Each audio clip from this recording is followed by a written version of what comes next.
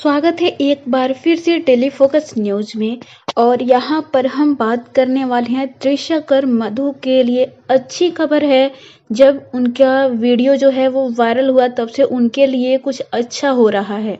जी हाँ, भोजपुरी सिनेमा की सबसे बोल्ड एक्ट्रेस में शुमार त्रिशा मधु वो हैं जो सोशल मीडिया पर काफ़ी एक्टिव रहती हैं। त्रिशा मधु का एक वीडियो सोशल मीडिया पर तेजी से वायरल हुआ था। उनका एमएमएस सोशल मीडिया पर लीक होने के बाद सोशल मीडिया पर भूचाल आ गया था, लेकिन अब यह मामला जो है वो शांत हो गया है। अब इस कांड के बाद त्रिशा मधु के लिए पहली राहत भरी खबर आई है। दरअसल त्रिशा मधु और राकेश मिश्रा का भोजपुरी गाना ए राजा जाई ना बहरिया पिछले साल रिलीज हुआ था। इस गाने को YouTube चैनल पर रिलीज किया गया था।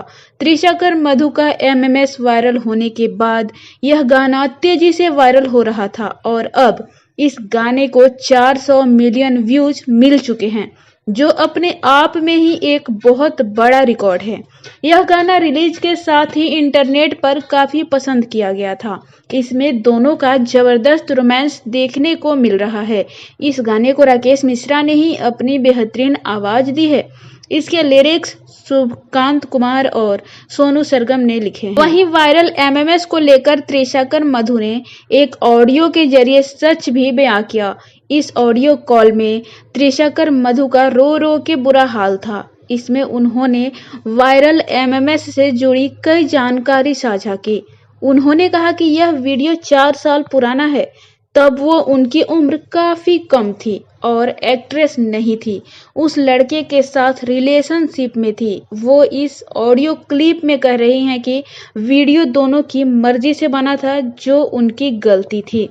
त्रिशा इस वीडियो में यह भी कह रही हैं कि उन्हें बिल्कुल नहीं पता है कि यह वीडियो आखिर लीक कैसे हुआ।